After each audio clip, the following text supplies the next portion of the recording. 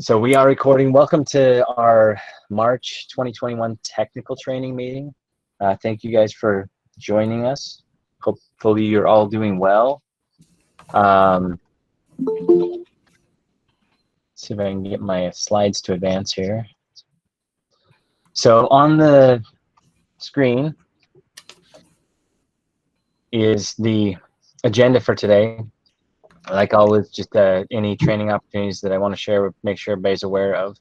We got a few things for new business, and then the main topic of today's meeting is going to be something that Dalton and I want to do for a little while. We were out in the field this last week, and we took a few minutes to do it, but we wanted to just conduct a worst case draft test and record it so that we can share it with you guys and then talk about it, hopefully learn from it a little bit. So that'll be the main thing that we do today. But let me just go through all this other stuff before we get started. So the first item there, we've talked about it for a couple months already. There's a National Home Performance Conference coming up in April. I did check their website yesterday. It looks like they've decided to go all virtual. They were going to meet in Texas, but it looks like it's going to be 100% virtual. If you have any interest in it, just search for National Home Performance Conference, and you'll be able to find their website. But DOE's sponsoring it, so you can use your TNTA dollars on it. If it's something that you'd like to attend or you need, please check into it. Brad, is where that's virtual, do they need your permission, or is that something that the coordinators can decide? It's only if you travel. Yeah. Okay. So just talk to your coordinator. If it's something that works for you, then they can go ahead and take care of that. And as always, if you have any other training opportunities that you're aware of that you don't think that the network knows about, but that they could benefit from, you're welcome to send them my way or Wade's way, and we'll share that with everybody as appropriate. For the new business items, I have a slide for each of those, so I won't even tick through them. I'll just go to the slides. So this first one is just a reminder that probably sometime this spring we're going to do our WAP awards. Brad will send out a link so you can make nominations. Just a reminder, if you're seeing something out there, or give some thought to those of your coworkers and stuff that you may want to nominate for some of these awards. And get those photos ready so that when we have a call for nominations, you'll be able to submit something. So,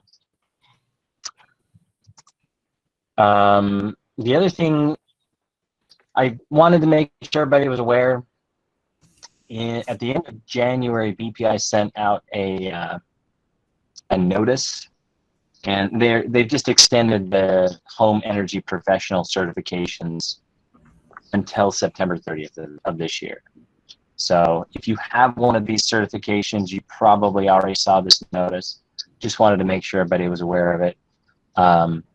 Because of COVID, BPI has extended the expiration dates of those certifications to give everybody that holds them a little extra time to renew those certifications. So if you have one that has expired or does expire before September 30th, they've extended that date. At the training center, we are able to help you guys do your recertifications and stuff. We really don't have any major roadblocks there, so don't put it off. But just know that if you're getting close, that they have extended that. Any questions there? He's being polite. We don't care that it's COVID. We can maintain distancing up here. We still have all the protocols. If your certification is coming up, you need to be scheduling with Wade. Yeah, please don't bombard us at the end of September. We might have some problems, but anyway, just be aware if it's if it's coming up right away, let's schedule accordingly. But they're kicking the can down the road a little bit for us. So. The other thing I just wanted to take a minute and talk about, I talked about this last meeting. I created a new ASHRAE calculator and I put it out in draft form. I shared this with everybody a couple of days after our last technical meeting. And right now I'm just asking for comments or some feedback on that. There's a little link right on the form. You can give me feedback, or you're welcome to call me or text me if that is easier. But if you use the ASHRAE calculator on a regular basis, please try this new form. I would like to get enough feedback from the network during this next month, and if we are going to use this form going forward, I would like to finalize it and make any changes or adjustments during the next 4 weeks. So please take the time to use it as an auditor, as a QCI, or if you do that as part of your closeout, make sure you're using it, and then let me know what problems you have with it. So does anybody have any questions on that ASHRAE calculator?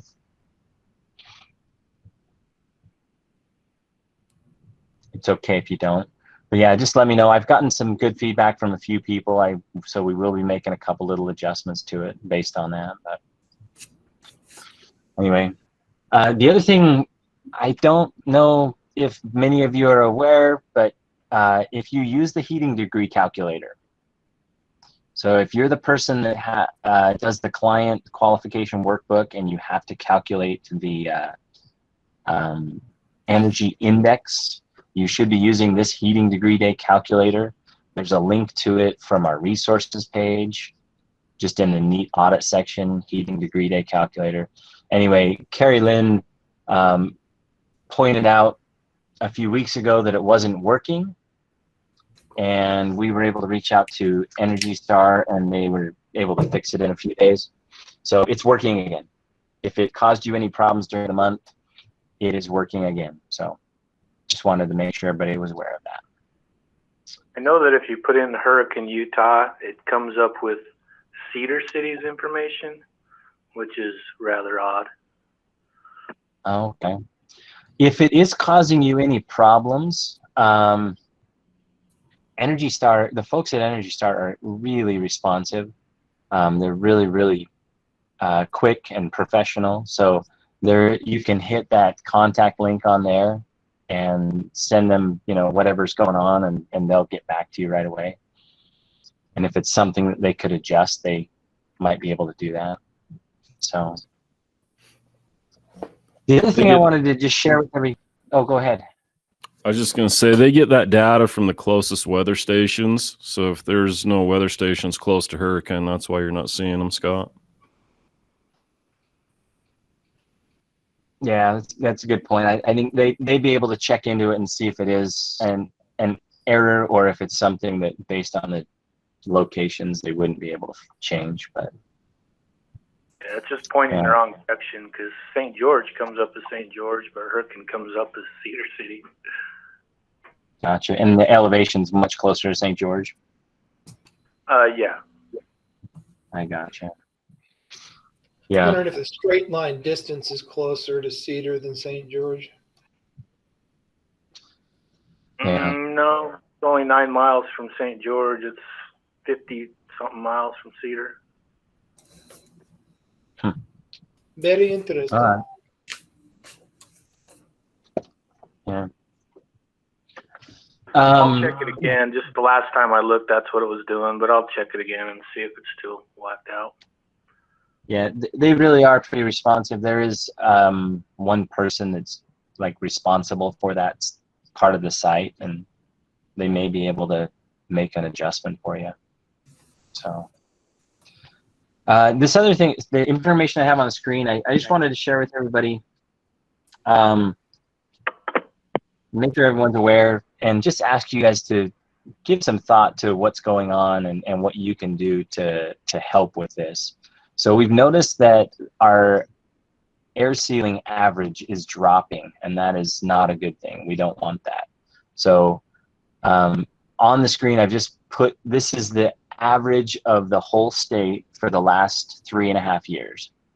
So program year 17, 18, and 19, that's a full year worth of information. 20, that we're currently in program year 20, And this data was as of a week ago, so it doesn't include any of the jobs that were just turned in at the end of the month. But our goal for each house is that we get a 30% reduction, unless the blower door is over 4,000, and then we should have a goal of a 50% reduction. And then if we average all those jobs together, sometimes you won't quite get that 30% reduction. Sometimes you'll knock it out of the park. But when we average them together, our goal is to be north of 30. And we haven't been there for a while. But as you looking back on program year 17, actually I'll go over here. Our average reduction was 25.9%. 18 was 28.7. 19 was 27.7. And this is what we're concerned about. We've dropped down so far on all the jobs that have been turned in this year. We're down at 23.5%. And I don't know why. I'm not really sure why. And one of the things I always consider is, are we getting into some newer housing stock? So the orange line represents the average age of the homes that we're working on. And yeah, there's a little bit of an uptick from last year, but the average home in 17 was 1963. In 18, the average home was 1968, and in 18, we did our best air sealing. And then our average age of home dropped back down in 19, but it came back up this year. So right now we're dealing with, on average, the same age of home as we did in program year 18, yet we are like 5% lower than we were. So will you guys please talk about this at your agencies? Talk about what you can do to improve that. As we've been out monitoring, we're not really seeing any glaring, obvious air sealing opportunities that are being missed, but we are seeing air sealing opportunities missed up in the attics and in the basements along those the sills and things like that. So some of those areas where they need to be very well air sealed before you add insulation, those are some of the biggest opportunities we're seeing missed. But that's just what I'm seeing. So if you guys will talk and find ways to bring those numbers up, we would really appreciate it. Any thoughts or questions there?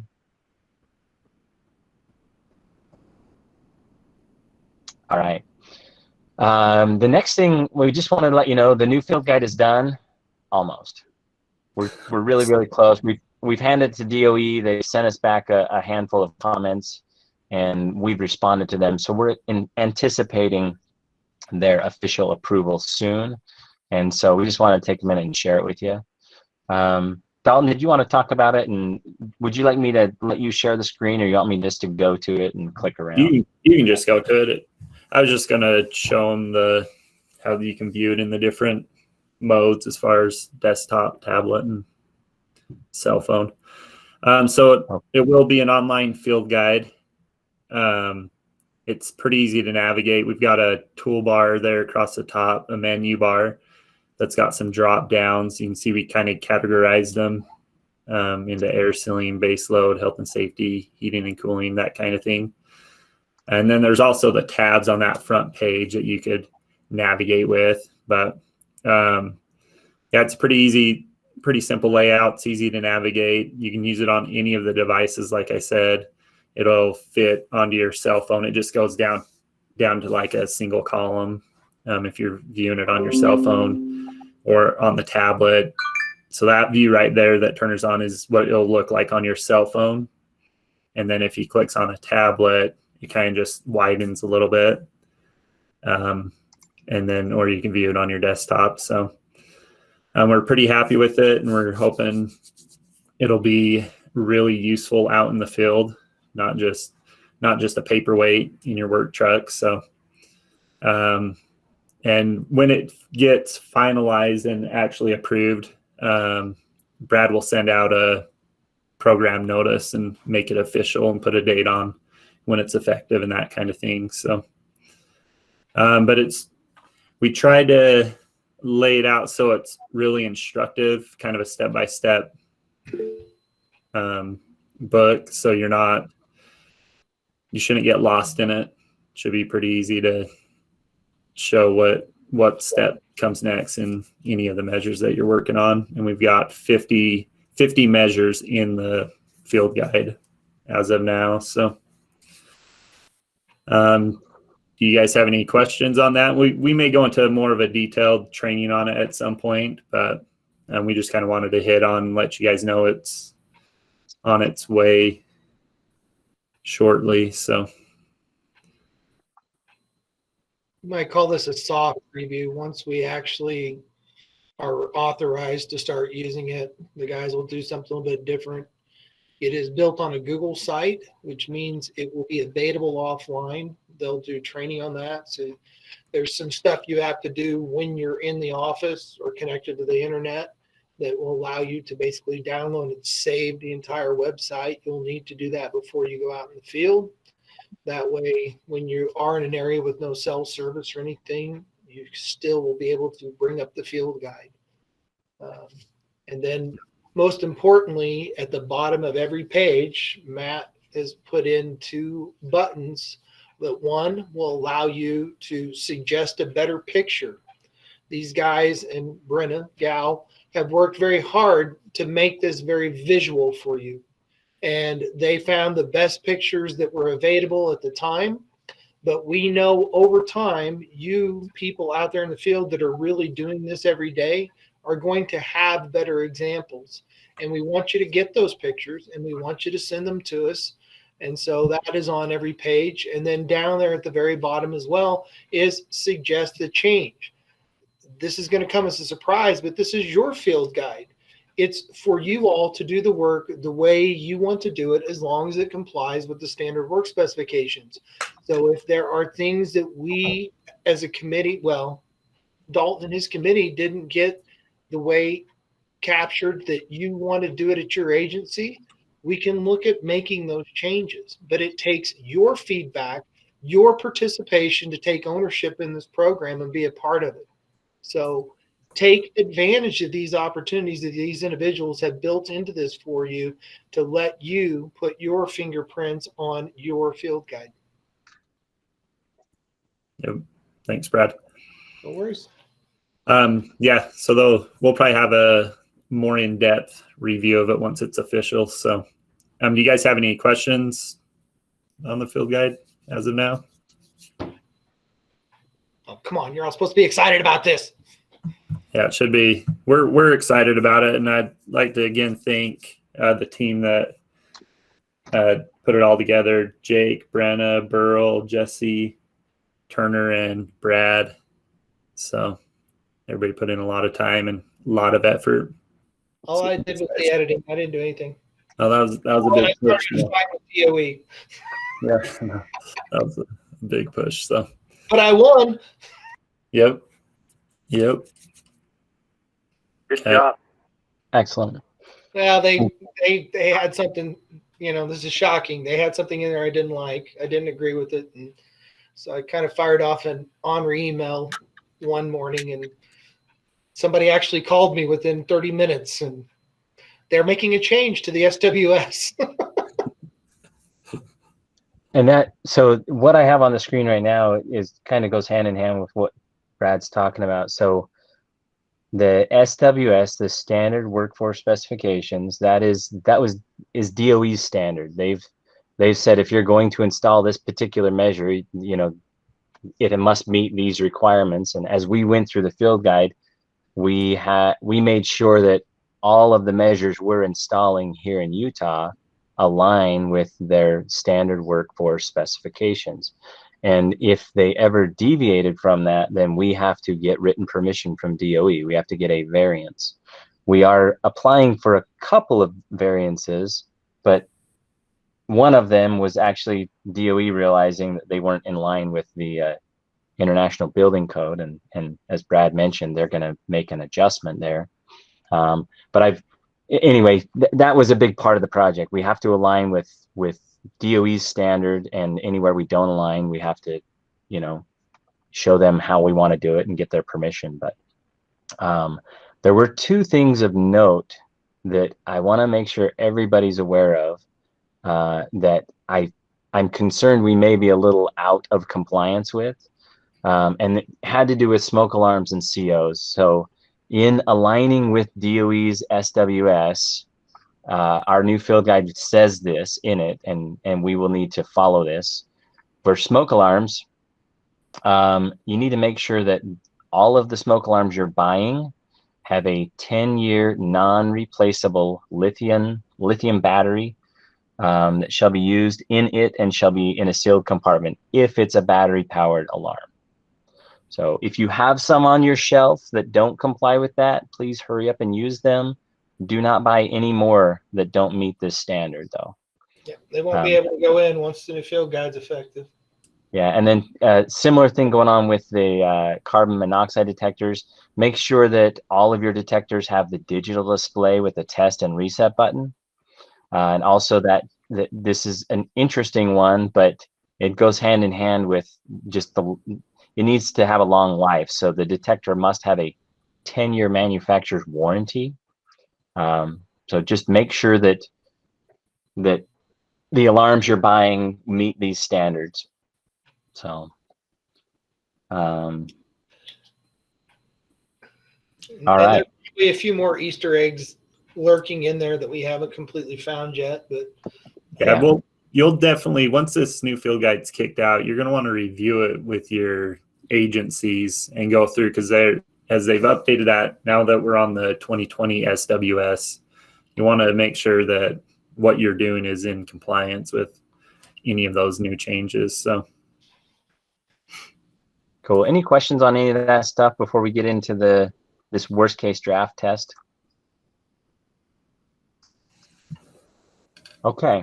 So as I mentioned at the beginning of the meeting, Dalton and I have wanted to go into a house and conduct a worst case draft test for a while and just record it so that we could look at it as a whole program. So we were able to do this last week, I think it was.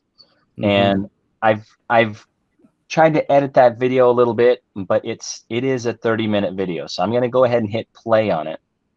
And the goal of this is, as we've been out, we're seeing that you guys are doing a fantastic job doing your worst case draft test. We're seeing a little bit of differences when it comes to setting up the doors in the house, particularly if you get into a central partitioning door. So we found a house that's a really good example of that, and so we've included that in the video. But I'm going to hit play on the video and let's watch it. And if you have any questions, we'll have a few minutes at the end where we can field some questions. So just make a note of those questions during the video, and then we'll take some time at the end.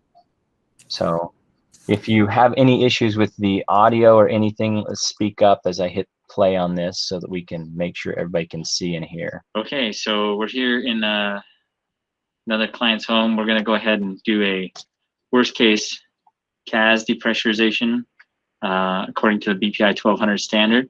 We're going to use our worst case test form. We're going to, as long as you follow steps 1 through 12 on this form, then you will be in compliance with the BPI 1200 standard. This one's an interesting house because this room in here through this door is the CAS, where there's a closet in there, this CAS, and there are 2 doors into the CAS here, and there's another one off of this bathroom. So there's 3 doors connecting the CAS.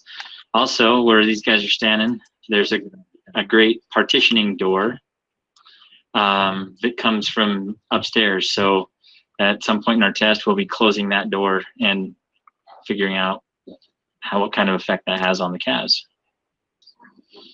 Okay, so step number 1 is to put all the appliances in standby.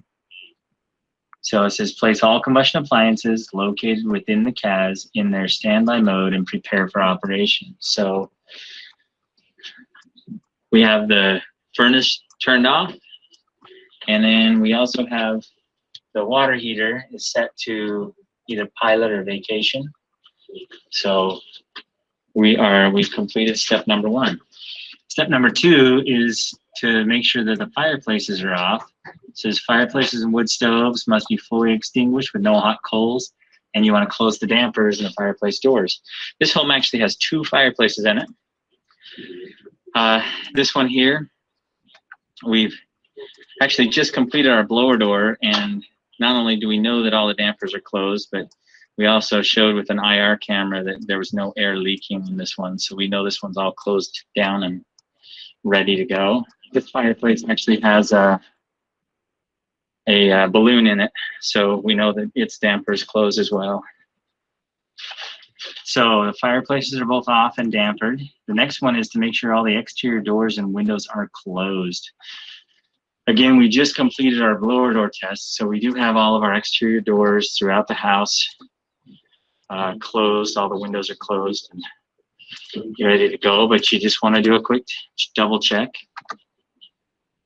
Okay, step number 4 is to close all the CAS doors. So again, here I am from inside the CAS, and we have our furnace and our water heater are inside this closet. The closet is louvered, so really we are talking about closing this door here. We have another door over here, and then back in the back of our CAS, we have a third door, which you can access from this room. So this door is closed. Now, these should not make much of a difference because they all are vented. So they have some jumper ducts through the doors, but we will close them because that is the step on our test. So make sure these are closed. The next step is to set all the interior door positions. As you can read here, it says to close the interior doors of all rooms except for rooms with an exhaust fan and rooms with a central forced air return system, or system return, sorry. So we'll go through the house and close all the doors where if there's only a supply and there's no return in that room, we're going to close that door. Or if there's no exhaust fan in the room. So, okay, so that one just has a supply register in it. It's just a bedroom. This one is a bedroom that's connected to a bathroom. And in the bathroom, we do have a second door so we can isolate that room. So that bedroom only has a supply in it. But now this bathroom does have an exhaust fan, and it probably has a supply down there. But either way, because it has an exhaust fan, we're going to go ahead and leave these doors open to the rest of the house. And then also, we've got a couple of returns here in the hallway. But really, there's no doors to close there, so it doesn't really matter. But just, we've got these 2 doors closed, but we have the door open to the bathroom. And then all of the other main areas up here on the main floor are just open. They do all connect to the basement through this door, but again, this is a central partitioning door that we'll deal with in a minute. Downstairs, we're going to have all these CAS doors closed, but we do have one bedroom over here that we will close the door on that room since there's no exhaust fans in there. And then we have one bedroom in here, and there is an exhaust fan in our bathroom, sorry. There is an exhaust fan in there, so we're going to leave that one open. So once we go back in here and close this CAS door, then all of our interior doors and our CAS doors are in the right position for the test. All right, step number 6 is mechanical ventilation needs to be turned off.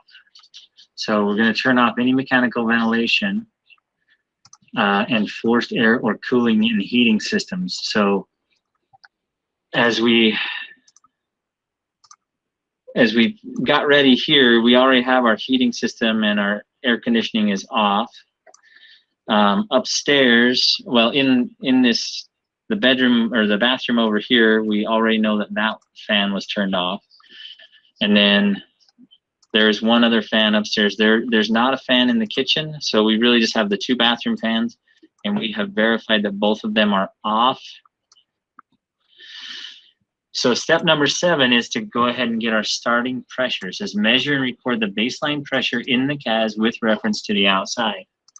So we've got our manometer set up here in the CAS, and we have sorry, the lighting's a little low in here, but you can see we have the left side of our manometer. We have the input tap is open to the CAS, and then this reference hose, this green one, is actually going to the outside. So we're referencing the CAS with reference to the outside, and it is giving us a pressure. Now over on the right hand side, in a few minutes, we're actually going to be measuring the pressure of the draft on the water heater, or whatever the pressure is inside the vent. We'll be measuring that over here, and we've got our hose going up into the vent right here, and then the reference tap is open, so we are measuring the vent pressure with reference to the CAS on channel B. Okay, so because our CAS actually has these louvered doors, we want to close them as well. So we are really considering these doors and this door over here and the one behind the equipment. Those are all our CAS doors, and we're supposed to start with them in a closed position. So we've set our manometer up inside here with all the hoses that I just showed you, but we've closed the louvered doors. Dalton's got his phone connected to that manometer through Wi-Fi, so we can see what's going on. And again, on channel A, that's our CAS pressure. So looks like it's bouncing around a little bit.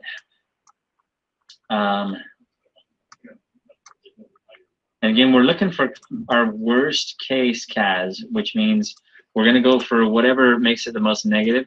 If yours is bouncing around a lot, you can change the delay to like a 5-second average or a 10-second average, and that will help. That will mathematically average out the numbers for you. So I think Dalton just switched it to a 5-second average.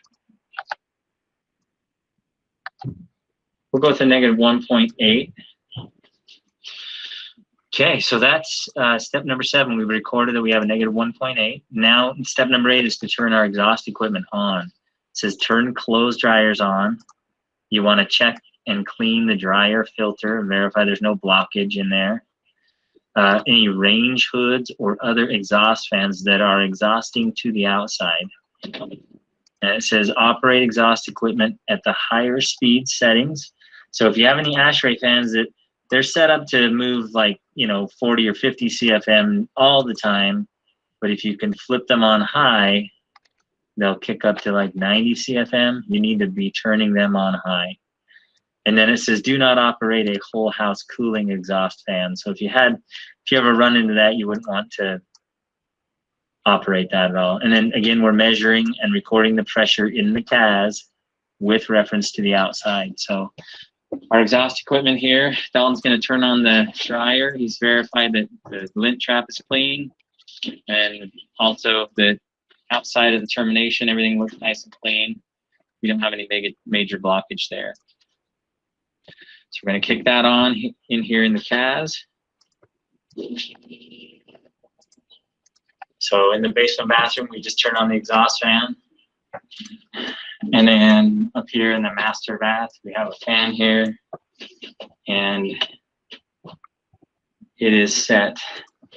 This one works both as a continuous ASHRAE, but also local exhaust. And by turning on the local exhaust switch, it will turn it to its highest speed. And I can hear it starting to ramp up. So that's all of our exhaust fans. Now we're just watching again on channel A. We're watching to see how that impacts our CAS pressure.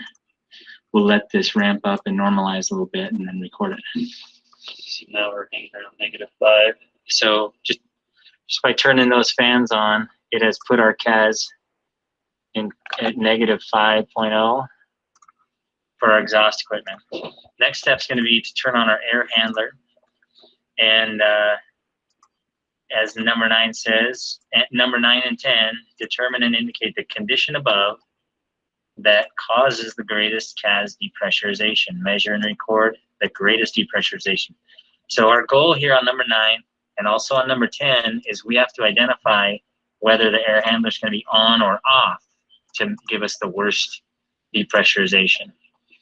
So to do that, you have to turn the air handler on to the highest speed that it could possibly go to during normal use and operation. So if your air handler, under an emergency heat call or a call for heat for a long period of time, if it's modulating or two-staged, you need to make sure that it's going to ramp up to its highest speed. If your air handler has an air conditioner on it, that will run at its highest speed, typically. And so you'll actually just want to go pull the disconnect and kick on your air conditioner. So let's do that. Okay, so out here at the air conditioner, we are just going to either switch it off if it's a switch, or in this case, you just pull this out and pull the whole panel apart. You just pull this disconnect out and set it aside. You're gonna have to do that anytime it's cold outside so that you don't damage the equipment. That way, when we turn our air conditioner on, that won't turn the equipment on out here. And then here at the thermostat, we're just gonna go to cooling mode and turn it way down so that the furnace will kick on in AC mode. So back in the CAS, we can hear the air handler starting to ramp up. We'll give it just a minute and see what our CAS pressure is doing.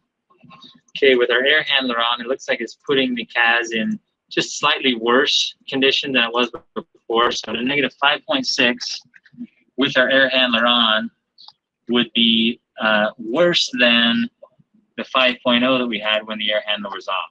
So if this had actually caused the CAS to go more positive, then we would show that the air handler is supposed to be off, and you'd leave that at a negative 5.0.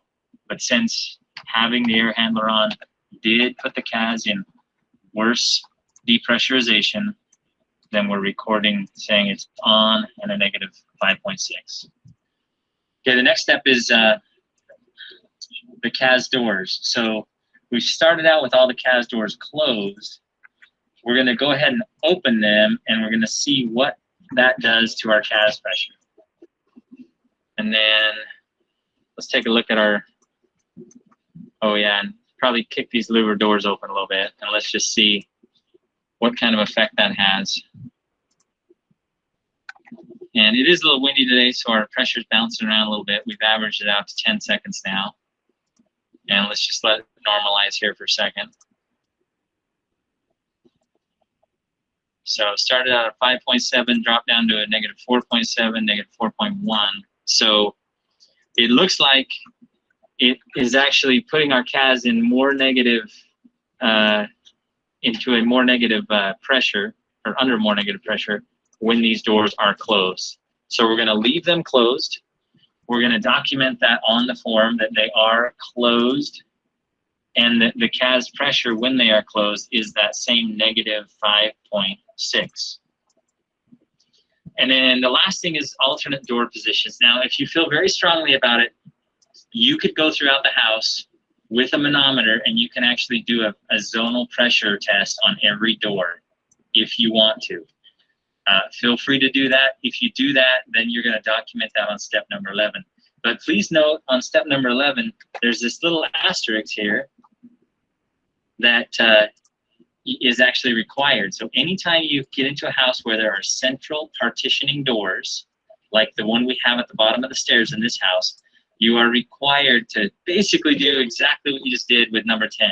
You're going to test it while it's open, and you're going to test it while it's closed, and you're going to figure out which position puts the CAS into a greater or more negative pressure. So let's go and close that door. So again, this is just the door at the bottom of the stairs. I'm going to close that, and then we'll, oh yeah, just close our CAS door. So closing the partition door, we got our CAS doors closed, and then we're just watching our manometer here. And with that door open, our greatest depressurization was negative 5.6. Let's give it a second for pressures to normalize here.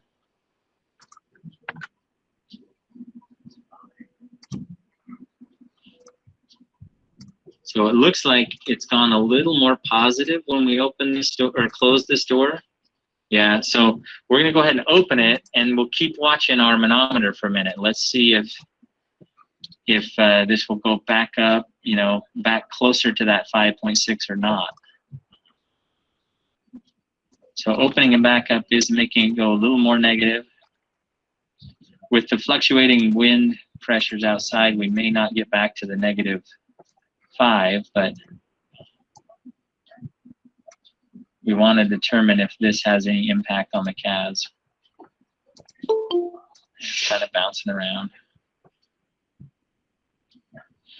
Yeah, close it again and see if it changes anything. So -2.6.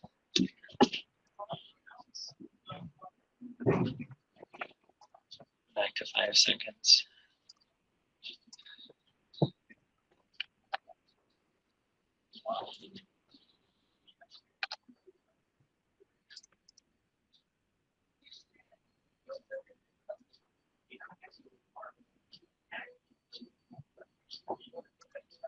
So again, with it closed, we're at, you know, right around -2.9, -3.0, and then let's open it and see what it does to the pressure.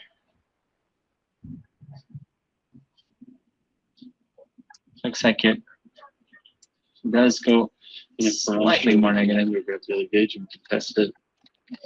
Yeah, so where it's bouncing around, let's do what Dalton's saying. We're going to use a manometer and do a zonal real quick to be for certain on this one. Okay, so Dalton's got another manometer here, and he's just doing a zonal. So he's just got the hose under the door, and we're just testing pressure. So and as we expected, there's not a huge pressure difference from this side of the door to that side of the door. So it's not affected. And that's why we're not seeing it change the CAS pressure very much. So, and where it's this close,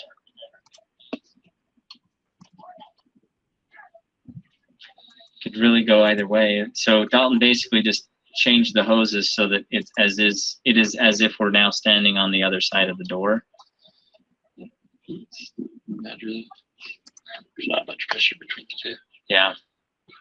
Okay, so in this case, we're going to go ahead and indicate that this door is really not having an impact on the CAS pressure. And so we'll just show that our worst case conditions are what we found a while ago.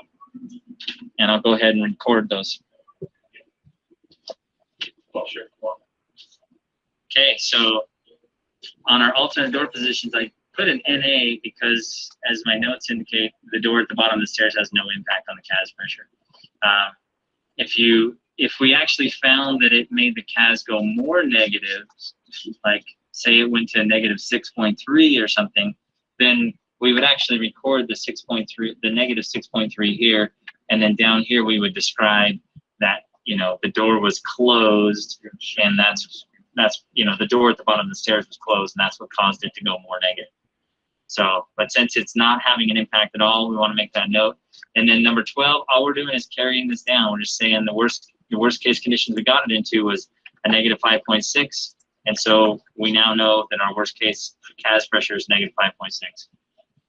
So at this point, we now want to move on to the second part of our test, and that's where we actually measure the vent pressure of the appliance that we're trying to measure or trying to test, which is the water heater. So water heater in this case, we need to measure it at 2 minutes. So after we fired it at 2 minutes, we want to know what the vent pressure is. Again, we're measuring that on channel B on Dalton's phone, but Dalton's going to go ahead and he's going to fire the water heater, and we have a timer here. As soon as the water heater fires, we will start the timer. Did it go? Yep, it fired. All right. And then again, we're trying to keep the CAS in worst case conditions, so we're closing the door, and then we're watching the manometer.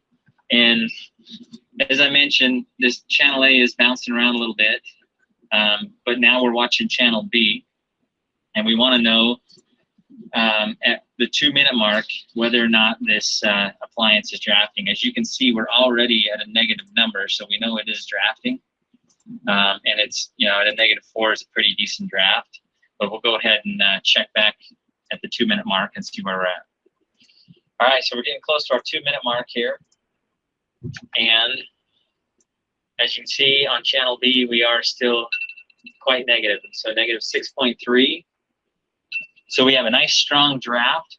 So our vent pressure is negative 6.3 for the water heater. So water heater does pass our, it does have an acceptable draft. There is one other piece of information we want to collect here, and that is we want to know what the CO is on the water heater at the 5-minute mark. The 5-minute mark is when we are under a steady state efficiency, or basically the appliance has been burning long enough so that it should be a nice clean burn. So we've added 3 more minutes to our timer. So once we hit, the end of this time, then we should be at 5 minutes, and we'll be able to take a combustion test on our water heater. Now you'll notice when we do this, we still want the water heater under worst case conditions, because if the water heater ever gets choked and is starving for air, then the CO levels could rise. So we want to measure our CO with the appliance under worst case. Okay, so on our water heater, we need to get our combustion analyzer down into the flue a little bit so that we're down below the dilution air that's coming in. And then looks like we're coming up on, we got about 40 more seconds, but we'll go ahead and kick our pump on. We'll start watching things. Now, we've been able to see that these louver doors really have no effect on our CAS worst case, so we've kicked them open because the CAS is still is just as negative with them open or closed. And just gonna watch here when we get to the 5-minute mark, which we're almost at. Be able to see. So we're looking at our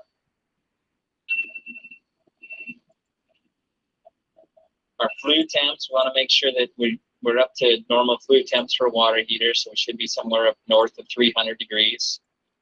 And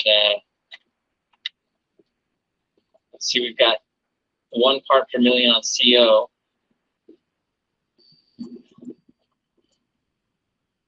But the BPI standard is the air-free measurement, which is this one right here. So our CO air-free is at 2. And I'm going to go ahead and hit print, maybe. So with this, I'm just going to record what our CO was, and then just want to finish out the test. So we had a water heater that it passed worst case. So our conclusion is that all of our category 1 combustion appliances are venting safely. And then I'm going to go ahead and sign and date this, and that's it. We have completed this test. All right. What did you guys think? What questions did you have as we went through that video?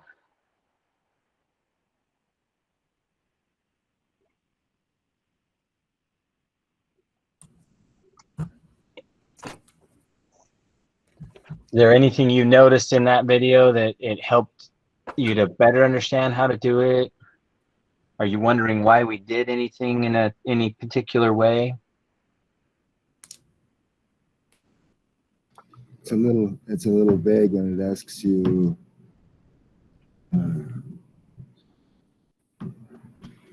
it's the bottom question on the form on the left. Which number is it? Sorry. It's the bottom question on the left of the form. Oh, let me pull it up, or let me make it bigger here. The bottom question on the left. Are you talking about number 6? Or further down?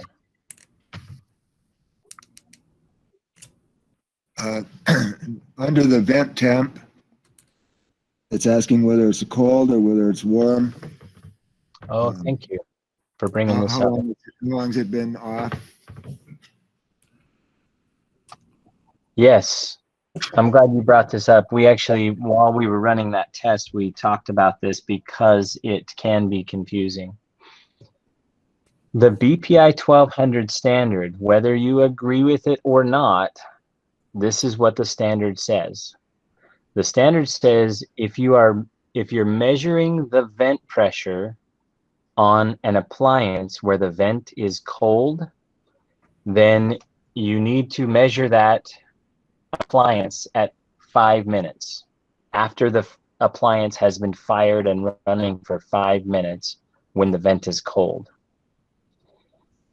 It also says that if you are measuring the vent pressure on a water heater, an atmospheric drafting water heater, whether it's cold or hot, you measure that at 2 minutes.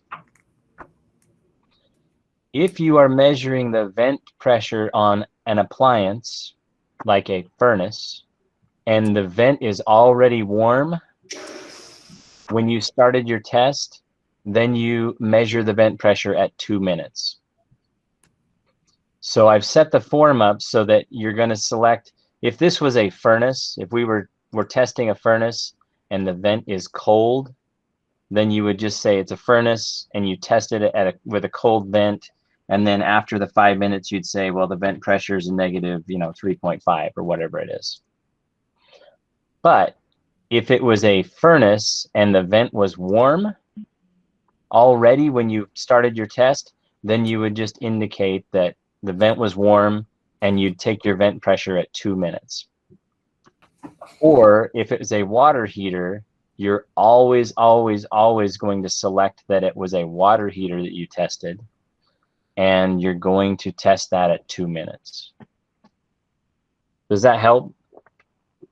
Yes. Yes, it does. Thank you. Cool. Yeah, I have my own opinions about that, but we have adopted the BPI 1200 standard because it is a nationally recognized standard and because it is a good standard. So we just set the form up to reflect that. Thank you for bringing that up. What other questions did you guys have?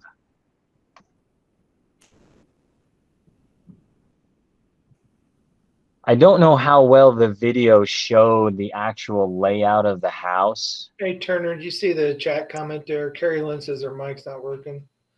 Oh, no, I did not. And the CO on a water heater needs to be recorded at 5 minutes.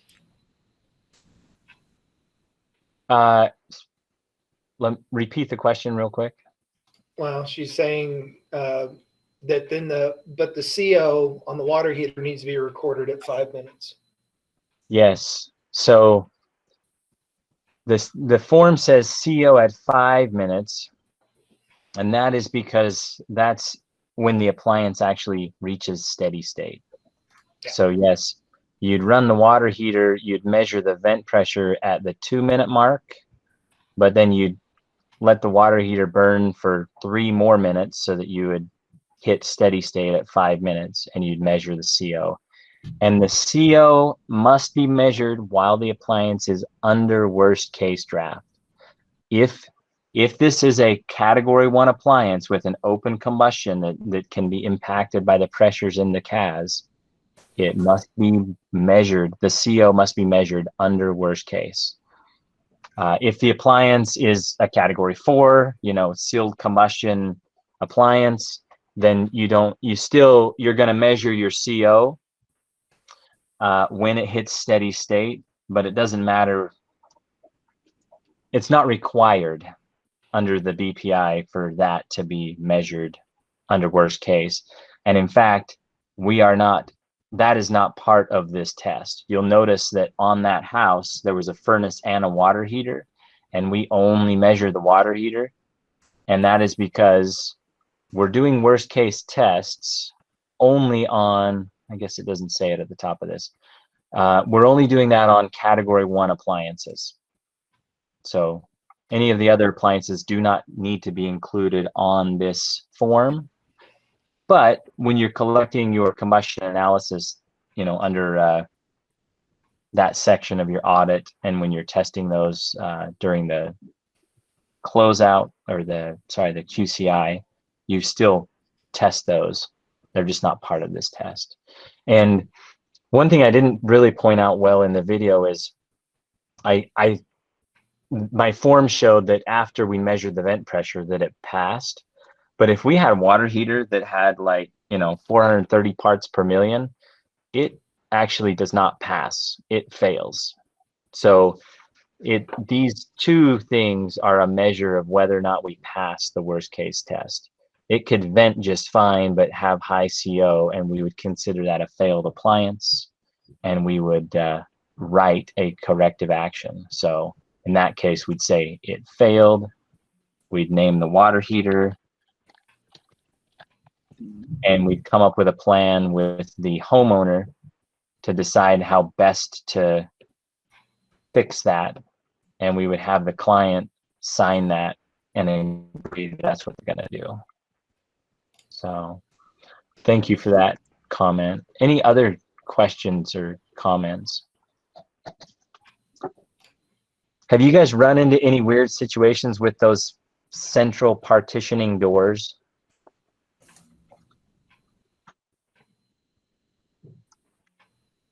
I don't know how great of an example the video was. You may have heard me clicking around during the video. I just took a second to draw up kind of the layout. So this was the main floor of that house, and then this was the basement. And down here at the bottom of the stairs, this is what we would consider a central partitioning door. There was that door at the bottom of the stairs. When you're going through and setting up all of your doors, you go into each room and you say, okay, if this room has a supply register in it and no central returns and no fans, then I'm going to close that door. So in this case, we closed this door and we closed this door on this bedroom because it only had a supply. We left this door open on this bathroom because it had an exhaust fan. We closed this bedroom door here. And then we didn't have any other doors to close upstairs. But we still have this large area upstairs with some central returns in it. And we really don't know how that's going to impact the pressure until we start closing that central partitioning door. So we've been in a few homes lately during our monitoring where we have closed some central partitioning doors, and we're getting drastically different numbers than what was recorded on the worst case tests. So if you have any questions about those, give us a call, give Dalton or myself a call anytime. If you're in the house, we can FaceTime with you. We can help you decide. We can walk you through that test where Dalton actually got the manometer out and tested the pressure under the door and was able to determine. In this case, I almost wish we would have had a greater pressure differential because it would have been clearer, the results. This case, it showed that since the pressure was the same on this side of the door versus this side of the door, this door really had no impact on our CAS. But when you get those stronger pressure differentials, then it makes it much clearer whether you need the door open or closed. In fact, help me with this because my brain's not working right, Dalton. What would have been a good example of when we would have needed to close this door? Yep. So if you, how we had the manometer originally set up, where I had that zone with reference to our CAS, basically. If we would have shut that door and had a really high pressure reading, we would have wanted to keep the door closed because that means the zone upstairs has a higher pressure and it's trying to feed our CAS more air, basically. And if vice versa, if I would have shut that door and we had a really negative pressure, we would have wanted to leave it open because then that means the upstairs is actually pulling air out of our CAS and making it more negative. So thank you for that. Any other questions? And we can do a more in-depth training on that at some point. Yeah, I feel like this one really just takes practice in a number of different ways. Turner, Go ahead. hey, when you're testing your water heater in the flue, depending on the water heater, that 5-minute mark will change. If you leave in that flue, sometimes your number will climb. So if you record it at a 5-minute mark, and then later on you check it again, your CO number will probably drop sometime. So just keep an eye on that. I'd wait for steady state, but don't leave your probe in the flue too long. Otherwise, you're gonna wear your filter on your combustion analyzer. On Brandon, on my end, your comment was a bit garbled. And I didn't quite understand your comment. Did anybody get the gist of it, of the comment? Yeah, he basically is saying to not leave your combustion analyzer in the flue the whole time, the whole 5 minutes while you're waiting for it to get to steady state. Because he's saying you could burn through your filter or your CO quicker. Oh, like you can actually kind of sensor, clog I guess. the sensors and filters on your combustion analyzer. Yeah, I think he was saying it's better to let it get to the 5-minute mark and then put the probe, then start taking the reading. So you're not, because he part of his comment was too, when you first, if your combustion analyzer is already in the flue and you fire up the water heater, it can kind of spike out your gauge right away. And so I think Brandon's comment was to, fire up the water heater as far as when you're getting ready to do combustion and let it run for the 5 minutes before you stick the probe in the flue to take the reading. Awesome. Thanks. Yeah. Was that correct?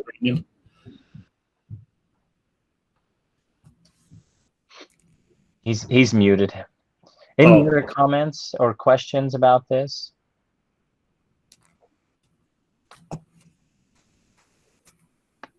Awesome. Well, our time is spent, but that I will be posting. I'll be posting that video separately, and then I'll also just post the whole meeting on our YouTube channel. So if that's a resource that would help you in the future, you can look that video up there. So, but thank you guys. Thanks for all you're doing. Thanks for joining us today, and you guys have a great day. We'll go ahead and end.